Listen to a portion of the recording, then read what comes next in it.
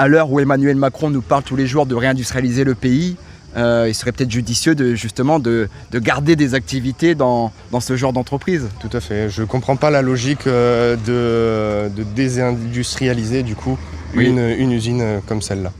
Bonjour Julien, que se passe-t-il ici sur le site de Tarascon? On est devant l'entreprise Fibre Excellence. Quelle est la situation aujourd'hui? Aujourd'hui, tout le monde est désespéré.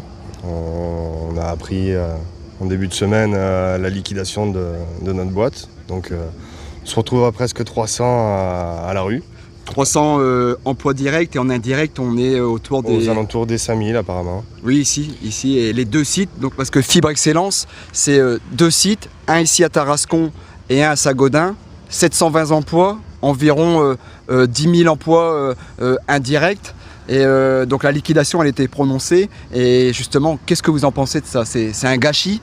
C'est un extrême gâchis.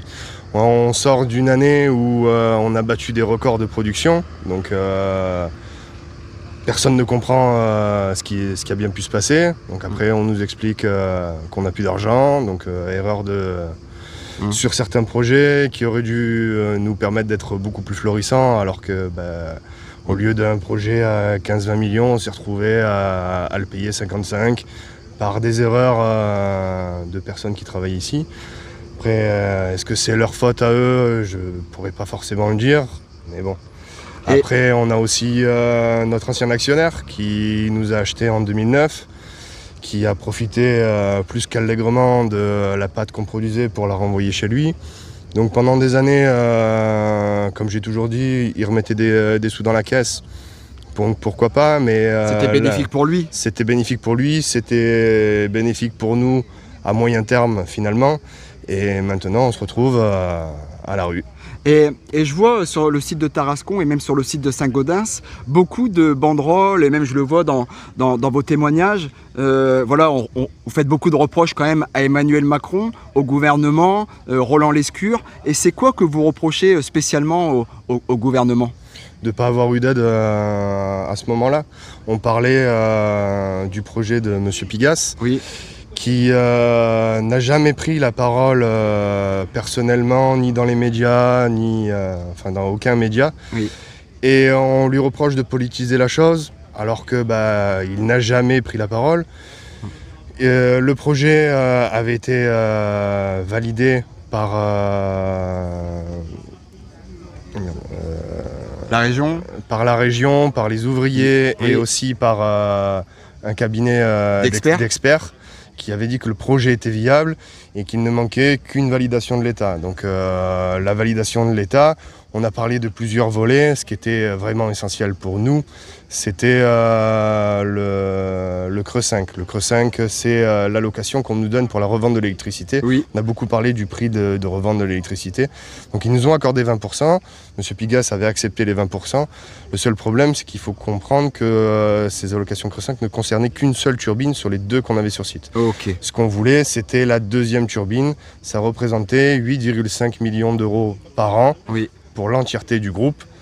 Et l'avait demandé sur les 5 premières années, car les 5 premières années étaient les plus problématiques pour lancer tous les projets et relancer la floraison de nos industries. Oui, parce que ce qu'il faut savoir, c'est que donc ici, il y a des turbines qui fabriquent de l'électricité à base de vapeur et l'État rachète votre électricité, mais à un faible coût, contrairement à ce qui peut se faire sur d'autres turbines, dans d'autres entreprises, où ils le rachètent à plus de 200 € le mégawattheure, et vous, c'est tout juste une petite centaine d'euros le mégawattheure, et ce que vous avez voulu, c'est que l'État vous le rachète à un meilleur prix, ou du moins au juste prix, c'est ça? Tout à fait.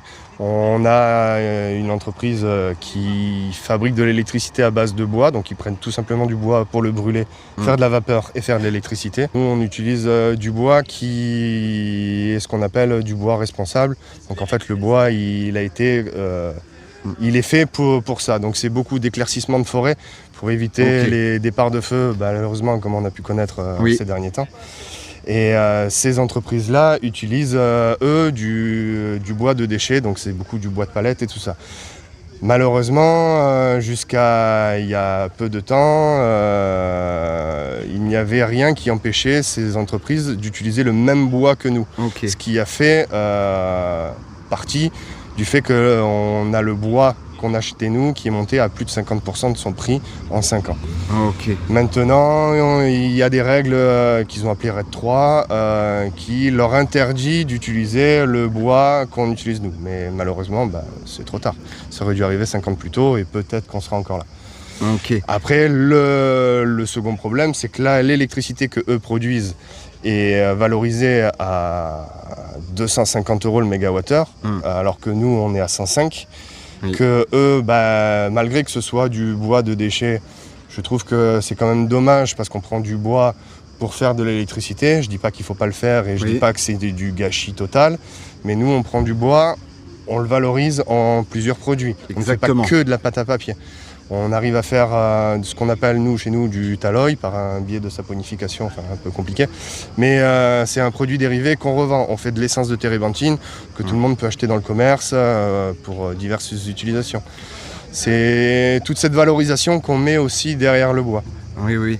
Et donc là, il y a des années de savoir-faire. Donc le site, il est là depuis 1951.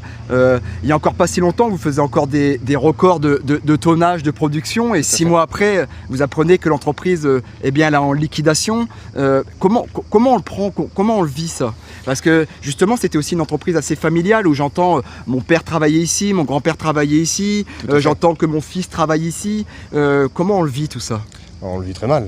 Moi, je sais que personnellement, j'ai rencontré ma femme ici. Mon beau-père travaillait ici. Et j'ai beaucoup de collègues où le père, voire même le grand-père, travaillait déjà ici. Oui, oui. Donc déjà pour eux, c'est un déchirement de voir leur usine s'éteindre. J'ai vu des collègues vider leur placard en pleurant et c'est dramatique. Il y a déjà des études qui disent que ça coûterait au minimum 250 millions d'euros de démanteler cette usine, alors que dans le même temps, au final, ça coûterait 3 fois moins de vous faire repartir, de garder l'activité. Comment on vit cette contradiction de se dire on va tout perdre, et alors que ça va coûter plus cher de démanteler que de refaire repartir l'activité? Vous en voulez après le gouvernement? Tout à fait. On a même l'impression des fois que c'est un complot, c'est pas possible. Comment, logiquement, on peut se dire qu'on va dépenser 250 millions pour démanteler une usine et l'assainir, alors que ça aurait coûté, selon Monsieur Lescure, 100 millions pour sauver les 2 usines. Okay. Alors c'est totalement aberrant. Ensuite, il y a aussi les départs de tout le monde, la mise en liquidation et le retour à l'emploi. On va tous toucher le CSP et tout ça sur les AGS. Oui. Et tout ça, ça a un coût, pour l'État. Et rien que ça couvrirait plus qu'amplement le fait de faire repartir les 2 usines. Donc c'est totalement un gâchis, en sachant qu'en plus c'est les 2 dernières entreprises sur le sol français à faire ce type de produit, en plus un produit de qualité. Et oui, c'est un total gâchis. Tout à fait, surtout que là, les projets qui étaient lancés nous auraient permis de faire beaucoup plus de produits dérivés.